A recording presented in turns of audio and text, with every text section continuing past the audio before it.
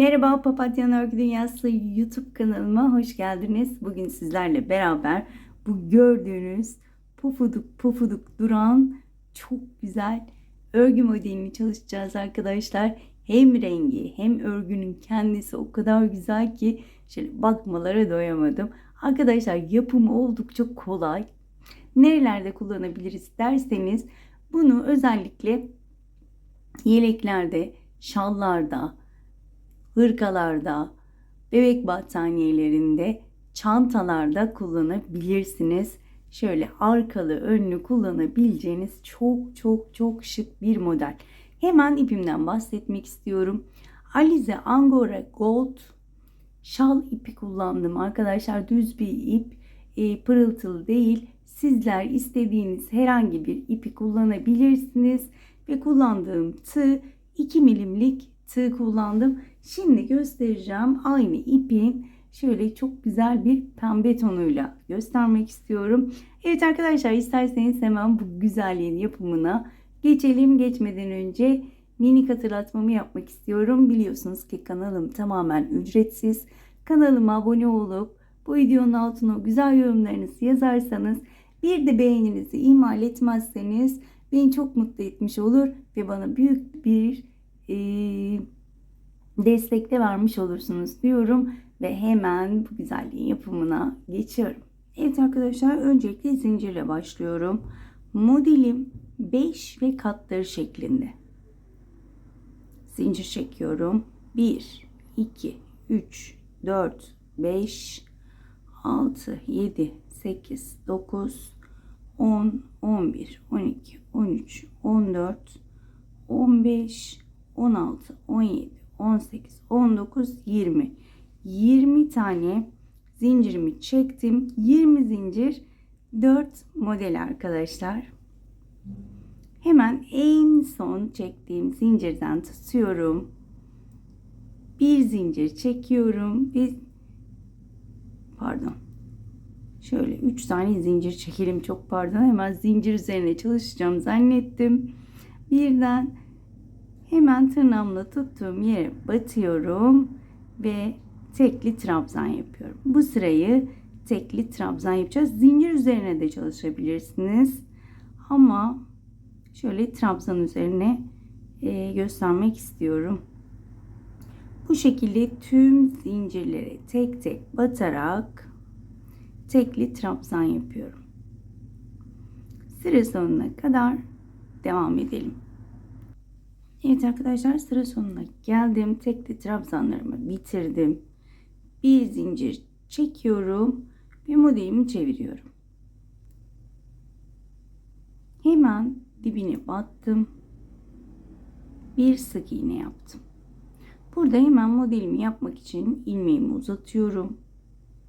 Tığın başında oluyorum ve burada fıstık yapar gibi tığıma ilmek topluyorum. 1, 2, 3, 4, 5 ve 6. Şimdi bu ilmekleri 5 kere de kapatacağız.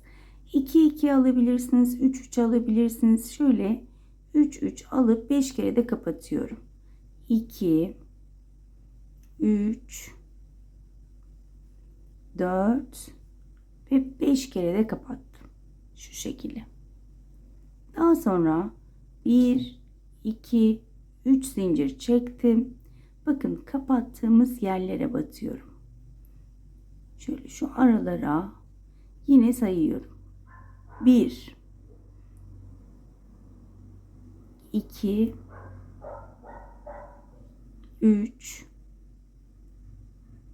4 ve son olarak bakın şuraya batıyorum şu şekilde. 5. Hemen şöyle aşağıdan sayıyorum. 1, 2, 3, 4, 5. trabzan tepesine battım. Sık iğne ile sabitledim. Şu şekilde olacak. Burada yine modelimi yapıyorum. İlmeğimi uzattım. Ve yine beşli fıstık yapar gibi ilmek topluyorum. 1 2 3 4 5 altılı fıstık yapar gibi. Evet. Daha sonra 5 kere de bu ilmekleri kapatıyorum. 1 2 3 4 ve 5. 3 zincir ve kapattığımız bölümlere batarak 1 2 3 4 ve son olarak 5. Burada ne yapıyorduk? 5 tane trabzan sayıyorum. 1 2 3 4 5.'ye battım. Sık iğne ile kapattım. İlmeği uzattım. Hemen burada şöyle 2 ilmeği birden batalım. Tek ilmeğe batmışız. İlmeği uzattım. 1 2 3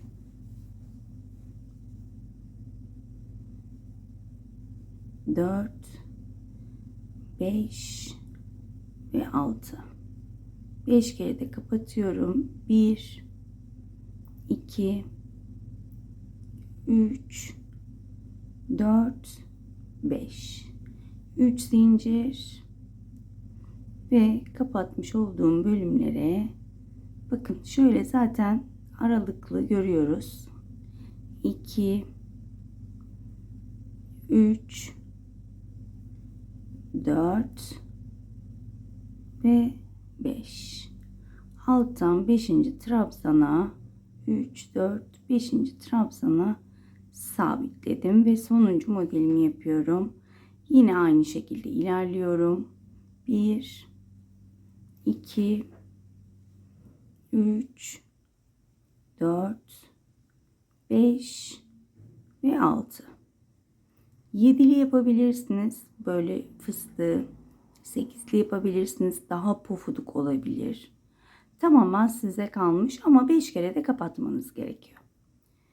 1 2 3 zincir ve bu şekilde yine az önce gösterdiğim gibi devam ediyorum.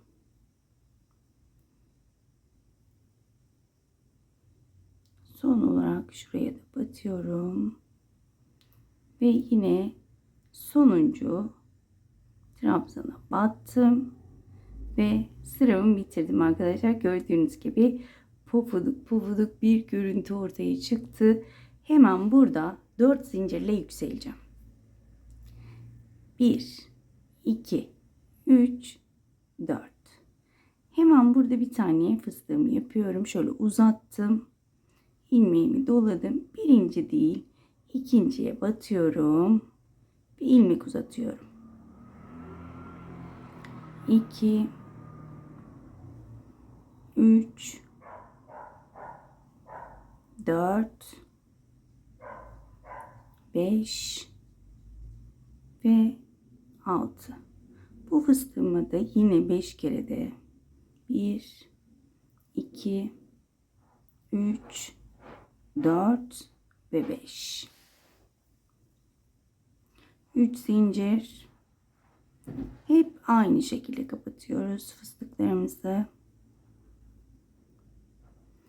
Tam olarak bunun adını bilmediğim için fıstık diyorum ama herhalde bir adı vardır. Evet.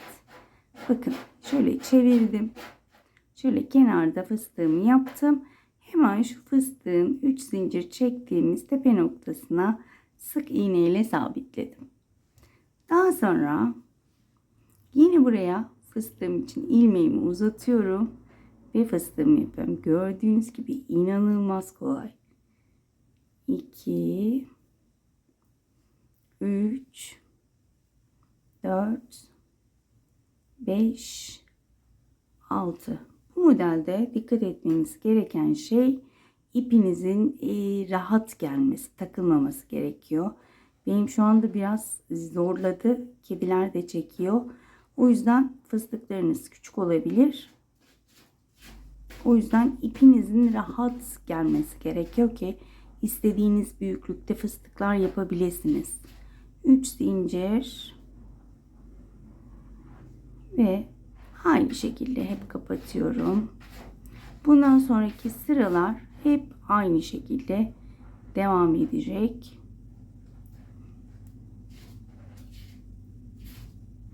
Evet, bu şekilde hemen öndeki fıstığın tepesine sık iğne ile sabitliyorum. Evet. Yine burada uzatıyorum ve yine aynı şekilde devam ediyorum. 1 2 3 4 5 ve 6. 5 kere de kapatıyorum. 1 2 3 4 ve 5. 1 2 3 zincir. Bu şekilde arkadaşlar, başka bir yapmanız gereken bir şey yok. Sadece sıranın başında 4 zincirle yükseliyoruz. Evet, hemen tepe noktasına battım, sık iğne ile kapattım. Sonuncuyu da beraber yapalım. 1 2 3 4 5 ve 6. 5 kere de kapatıyorum. 1 2 3 4 ve 5. 1 2 3 zincir. Hemen bakın şöyle dibine batıyorum. 1 2 3 4 ve son şu köşeye de batıyorum. 5. Son fıstığın tepesine battım, kilitledim ve bu sırayı da bitirmiş oldum. Gördüğünüz gibi bakın, bu köşemiz boş kaldığı için hep 4 zincirli orayı tamamlıyoruz. Hemen orayı tekrar göstermek istiyorum. 1 2 3 4 ilmeği uzattım. Hemen burada bakın şöyle sayarsak 1 2 3.'ye batıyorum. 1 2 3 4 5 ve 6. Şöyle elimle düzeltiyorum ve 5 kere de kapatıyorum.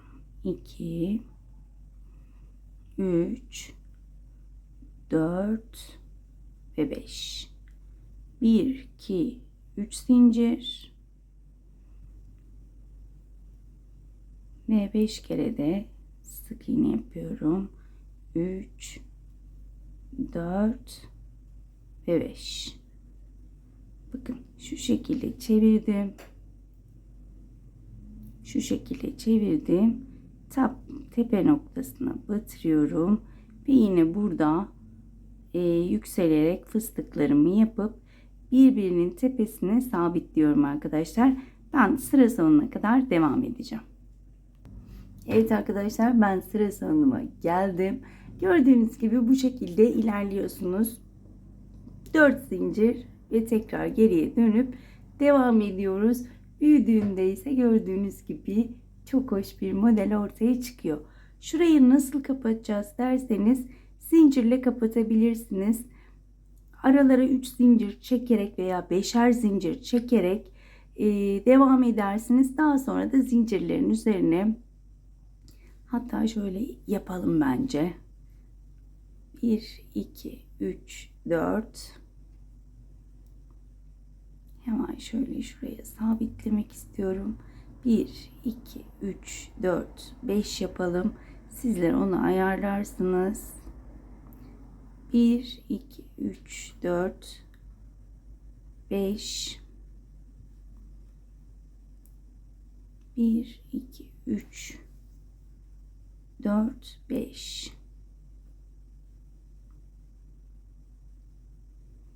Bir, iki zincir çektim. Modelimi çevirdim. Ve 5 tane zincirlerin içine gördüğünüz gibi tekli trabzan yapıyorum.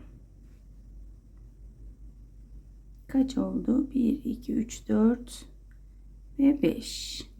Gördüğünüz gibi kapanış bu şekilde bitişi yapabilirsiniz.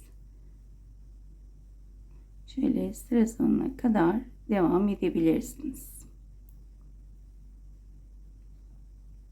Kesmeye gelince yeleklerde bakın 1 1 2 2 eksiltebilirsiniz. 1 1 2 2 eksilterek devam edebilirsiniz. Bu şekilde arkadaşlar, umarım ayrıntılı bir şekilde anlatabilmişimdir. Umarım anlatımımdan memnun kalmışsınızdır. Behlül ve Liloş pek rahat bırakmadılar ama yine de umarım ayrıntılı bir şekilde anlatabilmişimdir.